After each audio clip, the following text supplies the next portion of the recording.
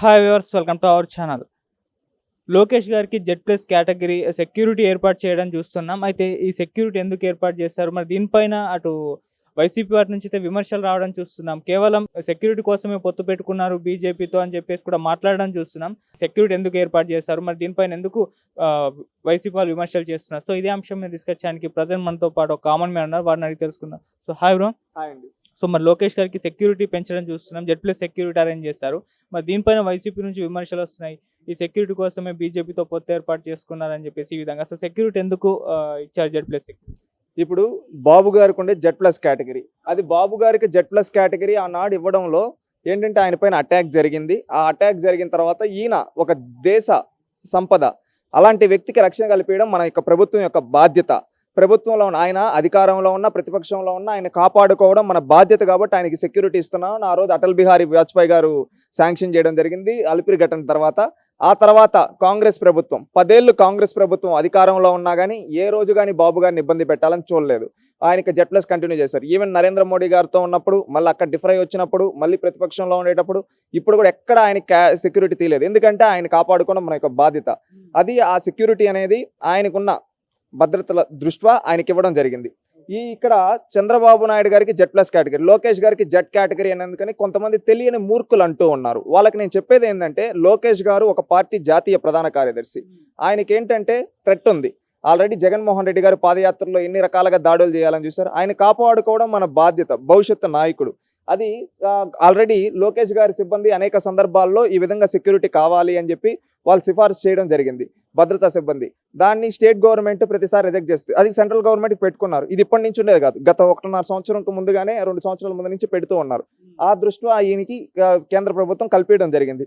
ఇది లోకేష్ గారికి మాత్రమే కాదు, దేశంలో అనేక మంది రాజకీయ నాయకులకి Z category, even normal MP అయిన మన రఘురామ కృష్ణరాజు గారికి కూడా వై కేటగిరీ సెక్యూరిటీ ఇచ్చారు. మీరు చూస్తే ఆ విధంగా జెడ్ కేటగిరీ, వై కేటగిరీ అనేది సింపుల్గా ఎవరైనా అప్పీల్ పెట్టుకుంటే వాళ్ళ యొక్క భద్రతల దృష్ట్యా ఇస్తారు. ఇక్కడ లోకేష్ గారికి జెడ్ కేటగిరీ ఇవ్వడం జరిగింది. ఎందుకంటే ఇప్పుడు ఎన్నికలు వస్తూ ఉన్నాయి, ఆయన పైన ఏ సందర్భంలో ఆయన ఈ వైఎస్ఆర్సీపీకి ఇచ్చుకొని అటాక్ చేస్తారనే భావంతో ఇవ్వడం జరిగింది. అంతేగాని ఇక్కడ ఏదో పొత్తు పెట్టుకున్నారనో ఇంకొకదనో కాదు. ఇది భద్రతా దృష్ట్యా ఆయనకి కేంద్ర ప్రభుత్వం కల్పించింది. అది కేంద్ర ప్రభుత్వం యొక్క బాధ్యత, వాళ్ళు సక్రమంగా నిర్వర్తించారు అంతే. సో ఇంతకుముందు లోకేష్ గారి మీటింగ్స్కి భద్రతా వైఫల్యం జరిగింది అని అంటున్నారు. నిజంగా జరిగిందా భద్రతా వైఫల్యం? ఎక్కడ? ఒకటి, మన పాదయాత్రలో జరుగుతూ ఉంటే అక్కడ ఒకసారి గోదావరి జిల్లాలో దాడి చేశారు, ఈవెన్ కర్నూలులో దాడి చేశారు, కడపలో దాడి చేశారు, చిత్తూరు జిల్లాలో అయితే అడుగడుగున అడ్డుకునేదానికి ప్రయత్నించారు. ఈ విధంగా అనేక సందర్భాల్లో దాడులు చేశారు. ఇది మాత్రమే కాకుండా లోకేష్ గారు ఎక్కడికన్నా వెళ్తే ఈ వైఎస్ఆర్సీపీ గుండాలు రౌడీజం చేయడం జరిగింది. ఈ విధంగా చూస్తే ఇన్ని విధాలుగా వాళ్ళు చేశారు. కాబట్టి ఇవన్నీ ఆధారాలతో పెట్టడం వల్ల ప్రభుత్వం అనేది ఈ విధంగా కల్పించడం జరిగింది. ఇక మొన్న జగన్మోహన్ రెడ్డి గారు అలా యాత్ర చేస్తూ ఉంటే ఎవరో మధ్యలోకి వెళ్ళి చెప్పు విసిరిన ఒక వీడియో వైరల్ అవడం చూస్తున్నాం. దాన్ని టీడీపీ వాళ్ళు కూడా బాగా వైరల్ చేస్తున్నారు. అసలు ఆ విధంగా చెప్పు విసిరింది ఎవరు? ఇటువైపు నుంచి ఏమో టీడీపీ వాళ్ళే విసిరుండొచ్చు అని కూడా ఆరోపణలు రావడం చూస్తున్నాం. మీ ఒపీనియన్ ఏంటి? ఇది ఒకటి, జగన్మోహన్ రెడ్డి గారు ఒకప్పుడు ఒక సందర్భంలో ఒక మాట అన్నాడు. ఇది జగన్మోహన్ రెడ్డి గారిపైన చెప్పులు విసిరారు అని మీరు అంటూ ఉన్నారు. నేనేమంటున్నానంటే, జగన్మోహన్ రెడ్డి గారి పైన చెప్పులు విసురుతున్నారు అంటే కారణం ఏంటంటే, ఆయనే ఒకప్పుడు ఆయన నోటితో అన్నాడే. ఏమన్నాడు ఒకసారి నేను మీకు వినిపిస్తాను, కాస్త చూడండి. మన ఈ ఛాలెంజ్ ఎందుకు చేస్తున్నాను అంటే, ఇది రేపు పొద్దున నాకైనా కూడా వర్తిస్తుంది. అబద్ధాలు ఆడితే ఎవరికైనా కానీ చెప్పులు చూపించాలి. ఏమన్నాడు? చెప్పులు చూపించాలి అన్నాడు. అది నాకైనా వర్తిస్తుందని జగన్మోహన్ రెడ్డి గారు చెప్పారు. అది ప్రజలు సీరియస్గా తీసుకున్నారు. ఎందుకంటే ఆ రోజు జగన్మోహన్ రెడ్డి గారు, నేనేమి ఇది అది ఆయన నోటితో అన్న మాటే. ఏమన్నాడు? ఎవరన్నా రాజకీయ నాయకుడు అబద్ధాలు చెప్పులు చూపించాలన్నాడు. మద్యపాన నిషేధం ఏమైంది? జాబ్ క్యాలెండర్ ఏమైంది? 2,30,000 ఉద్యోగాలు ఏమయ్యాయి? 45 ఏళ్ళకి పెన్షన్ ఏమైంది? ఈ విధంగా చెప్పుకుంటూ పోతే రోజులు 730 హామీలు ఉన్నాయి. ఇవేవి నెరవేర్చలేదు కాబట్టి జనాలు చెప్పులు చూపించారు. ఇది జగన్మోహన్ రెడ్డికి చెంపపెట్టు, అంతే కదా. ఇప్పుడు చెప్పులతోనే కొట్టారు. రేపు భవిష్యత్తులో ఈరోజు ఒక చెప్పు వచ్చింది, రేపు 100 చెప్పులు వచ్చినా ఆశ్చర్యపోవల్ల. ఆయన చీపుర్లు అన్నాడు, ఆ చీపుర్లు కూడా ఎత్తుకొని వచ్చి కొట్టినా ఆశ్చర్యపో. అందుకే ఇన్ని రోజులు పరదాల్లో తిరిగాడు. ఇప్పుడు బయటకు వస్తే చెప్పుల దర్శనం వస్తుంది. అంటే జగన్మోహన్ రెడ్డి ఓడిపోబోతున్నాడు. జగన్మోహన్ రెడ్డి చిత్తుగా ఓడిపోబోతున్నాడు. ఇది ప్రజా తీర్పు. ఈరోజు చెప్పులు వేయడం ప్రజా తీర్పుగా భావిస్తూ ఉన్నాం. రేపు రానున్న ఎన్నికలకు ముందుగానే ప్రీపోల్గా జనాలు జగన్మోహన్ రెడ్డి గారి పైన ఏమనుకుంటున్నారో చెప్పడం జరుగుతూ ఉంది. జగన్మోహన్ రెడ్డిని భూస్థాపితం చేస్తున్నారు ప్రజలే. చెప్పులు తీసి చూపించారంటే ఇంకా దానికంటే అవమానం ఏముంది జగన్మోహన్ రెడ్డికి? నాకు తెలిసి ఎన్నికలకు ముందుగానే రాజీనామా చేస్తే కొంత గౌరవంగా ఉంటుందేమో. లేదంటే చెప్పులతో కొట్టించుకున్న ముఖ్యమంత్రిగా రేపు చరిత్రలో ఎన్నడూ లేని ఓటమి చూసి రాజీనామా చేయాల్సి వస్తే జగన్మోహన్ రెడ్డి ఇంకా తట్టుకుంటాడో నవ్వొస్తూ ఉంది ఇప్పుడు. ఎందుకంటే ఆయన చూస్తూ ఉంటే జాలేస్తూ ఉంది జగన్ రెడ్డిని. ప్రజలను మీరు అంటున్నారు, తెలుగుదేశం కార్యకర్తలు అయి ఉంటుందని వాళ్ళు అంటున్నారు. ఇప్పుడు తెలుగుదేశం కార్యకర్తలు వైఎస్ఆర్సీపీ మీటింగ్లు పోతారా పోరా అనేది మీ విజ్ఞతకు వదిలేస్తున్నా. ఏంటంటే అక్కడ జగన్మోహన్ రెడ్డి గారు గతంలో ఏమన్నారో చూసాం. వాళ్ళ కార్యకర్తలు ఎవరన్నా రోషం కోసం వేసి ఉండొచ్చేమో, సొంత కార్యకర్త వివేకానంద రెడ్డి గారు అభిమానులు వేసి ఉండొచ్చేమో, ఎవరికి తెలుసు. లేకపోతే షర్మిల గారు అభిమానులు వేసి ఉండొచ్చేమో, లేకపోతే రాజశేఖర రెడ్డి గారు అభిమానులు వేసి ఉండొచ్చేమో. రాజశేఖర రెడ్డి పేరు చెడగొడుతున్నాడని ఎవరేసారో జగన్మోహన్ రెడ్డి విజ్ఞతకు వదిలేస్తూ ఉన్నాం. ఇక చూసుకుంటే పెన్షన్లు రావట్లేదు, ఆగిపోయాయి. ఈ వాలంటీర్లతోటి పెన్షన్లు పంచొద్దు అన్న వార్తలు రావడం చూస్తున్నాం. మరి ఎందుకు దీని ప్రాసెస్? చీఫ్ సెక్రటరీ ప్రాపర్గా ఉన్నాడా? ఇప్పుడు ప్రజెంట్ ఆంధ్రప్రదేశ్ రాష్ట్ర చీఫ్ సెక్రటరీ ఏం చేస్తూ ఉన్నాడు? ఎలక్షన్ కమిషన్ తగిన చీఫ్ సెక్రటరీ పైన చర్యలు తీసుకోవాలని భావిస్తూ ఉన్నా. ఎందుకంటే ఈరోజు వాలంటీర్ వ్యవస్థ అనేది ఏ విధంగా వర్క్ అవుతుందో తెలుసు. దాన్ని ఉపయోగించొద్దని చెప్పారు. మీరు కావాలంటే సచివాలయ ఉద్యోగుల్ని ఇంకా ఆల్టర్నేట్ ఉద్యోగులను ఉపయోగించుకొని అన్నారు. ఆంధ్రప్రదేశ్ రాష్ట్రంలో దాదాపుగా 49 లక్షలు పెన్షన్లు దాకా ఉన్నాయి. 49-50 లక్షల దాకా పెన్షన్లు ఉన్నాయి. దాదాపుగా గవర్నమెంట్ ఉద్యోగులు అన్ని రకాల సిబ్బంది దాదాపు 1,00,000 మంది పైన ఉంటారు. ఒక్కొక్కరు 40 మందికి ఇచ్చినా కానీ ఈజీగా పెన్షన్ ఇవ్వచ్చు.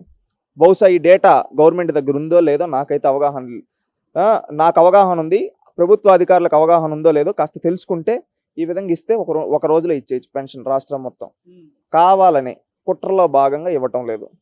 పేదలందరినీ డైవర్ట్ చేయడం కోసం ఈ జగన్మోహన్ రెడ్డి దిగిపోతుంటే పేదలకు ఇవ్వకూడదని ఏ విధంగా అడ్డుకుంటున్నాడు చూడండి. సో ఇప్పుడు పెన్షన్లు ఆపడం అనేది ఎలక్షన్స్ పైన ప్రభావం చూపిస్తుందంట. ఖచ్చితంగా ఈ జగన్మోహన్ రెడ్డిని ఓడిస్తారు. ఎందుకంటే గతంలో చంద్రబాబు నాయుడు గారు ఎలక్షన్ కోడ్ ఉండగానే పెన్షన్లు ఇవ్వలేదా? అంతకుముందు ఎంతోమంది ప్రభుత్వాలకు ఎలక్షన్ కోడ్ ఉండగా పెన్షన్లు ఇవ్వలేదా? ఒకప్పుడు రాష్ట్రపతి పాలన ఉంటేనే పెన్షన్లు ఇచ్చారు ఆంధ్రప్రదేశ్ రాష్ట్రంలో. ఈరోజు ఎందుకు ఇవ్వలేకపోతున్నారు? వీళ్ళు ఒక సింపతికల్ డ్రామా ఆడాలనుకుంటూ ఉన్నారు. వీళ్ళు ఖచ్చితంగా వీళ్ళకి బుద్ధి చెప్తారు. అంటే పెన్షన్ లేకపోతే వైసీపీకి ఏంటి లాభం? ఏంలా, మేము ఉంటేనే వస్తుంది, మేము లేకపోతే ఆపేస్తాం అని చెప్పి భయపెట్టేదానికి, ఒక బ్లాక్మెయిల్ చేసేదానికి ఈ విధంగా ఉపయోగిస్తున్నారని నేను భావిస్తూ ఉన్నాను. ఈ బ్లాక్మెయిల్ పాలిటిక్స్ ఎన్నో ప్రజలంతా చైతన్యవంతులయ్యారు. ఖచ్చితంగా ఈ జగన్మోహన్ రెడ్డి ఆపుతున్నాడని తెలుసు.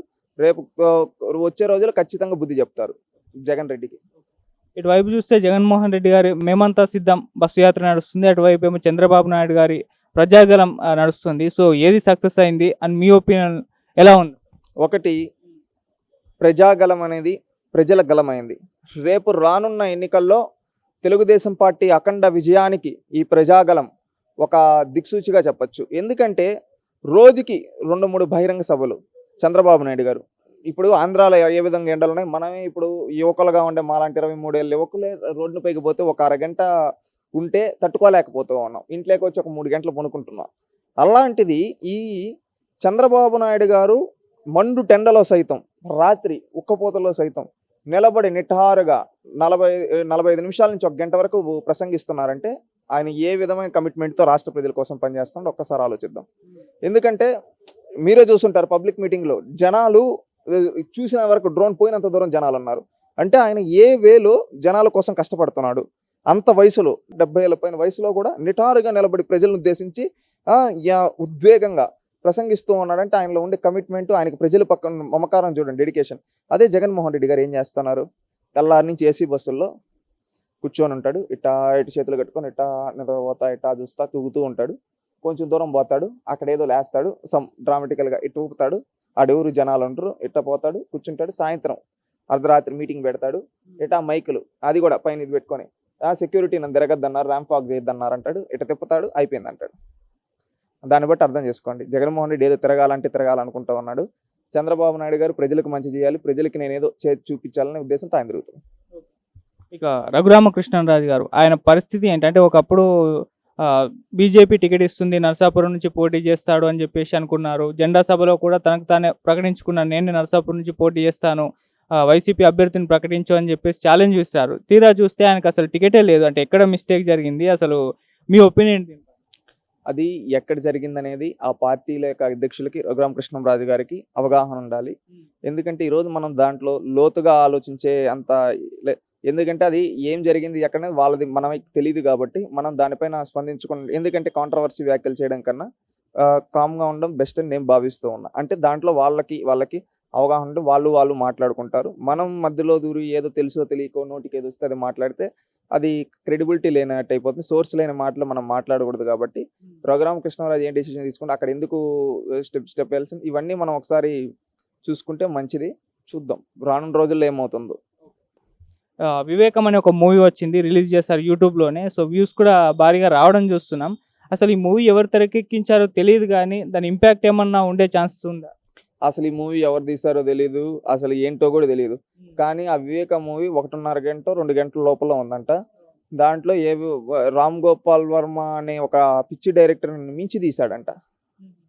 అంటే డైరెక్షన్లో బాగుంది సినిమా స్టోరీ. జనాలు కూడా ఎక్కువ ఆసక్తి చూపిస్తున్నారు. సిబిఐ ఛార్జ్ షీట్లు ఏ విధంగా ఉందో సిబిఐ వాళ్ళు ఎంక్వైరీ చేసినప్పుడు ఏదో దానికి తగ్గట్టుగా వీళ్ళు రాశారు అని చెప్పి చెప్తూ ఉన్నారు. చూడాలి. చూడలేదు సినిమా? లేదండి. ఎలక్షన్స్ పైన ఇటువంటి సినిమాల ప్రభావం పడుతుందా? ఎందుకంటే ఇప్పుడు వివేకం అనే మూవీ వచ్చింది, మళ్ళీ నారా రోహిత్ గారి ప్రతినిధి 2 కూడా రాబోతుంది. అది కూడా ఎలక్షన్స్ నేపథ్యంలోనే ఉంది. టీజర్ చూస్తే అర్థమైపోతుంది. మళ్ళీ పవన్ కళ్యాణ్ గారి ఉస్తాద్ భగత్ సింగ్లో కూడా పొలిటికల్ పంచెస్ ఇవన్నీ కూడా ఉన్నాయి. అంటే ఇటువంటివన్నీ కూడా ఎలక్షన్స్ టైంలో మరి సినిమా రిలీజ్ అవుతుందో తెలియదు కానీ ట్రైలర్ రావడం చూస్తున్నాం. మరి ఇటువంటివి ఏమైనా ప్రభావం చూపించే ఛాన్స్? ఒకటి సినిమాలు చూసి ప్రజలు ఓట్లేస్తారని అయితే నేను భావించను. అది ఏదైనా కావచ్చు, శపథమైనా కావచ్చు, యాత్ర 2 అయినా కావచ్చు, వివేకమైనా కావచ్చు. ప్రజలకు మంచి చేస్తున్నారా చెడు చేస్తున్నారా అవి చూసే ఓట్లేస్తారని నేను భావిస్తూ ఉన్నా. సినిమాల ప్రభావం ఓట్ల పైన ఉంటుందా అంటే ప్రతి ఒక్క హీరో ముఖ్యమంత్రి అయిపోవచ్చు కదా. ఒకటి ప్రజలు వాళ్ళకేం మంచి జరిగింది ఇవి జరిగాయని బేరీజు వేసుకొని ఖచ్చితంగా ఓట్లేస్తారు. ఇక్కడ ఆంధ్రప్రదేశ్ రాష్ట్రంలో ముఖ్యంగా జగన్మోహన్ రెడ్డి పతనం మొదలవబోతుంది. ఆ పతనానికి శుభసూచకాలుగా ఇలాంటివి భావిస్తాం అంతే. ఎందుకంటే ప్రజల్ని జగన్మోహన్ రెడ్డి గారు దగా చేశారు కాబట్టి ఈరోజు ఆయన చెప్పులతో కొడుతున్నారు ప్రజలు. ఆయన ఈరోజు చెప్పులతో కొడుతున్నారు, రేపు రాష్ట్రం నుంచి తరిగి కొడతారు. Thank you bro.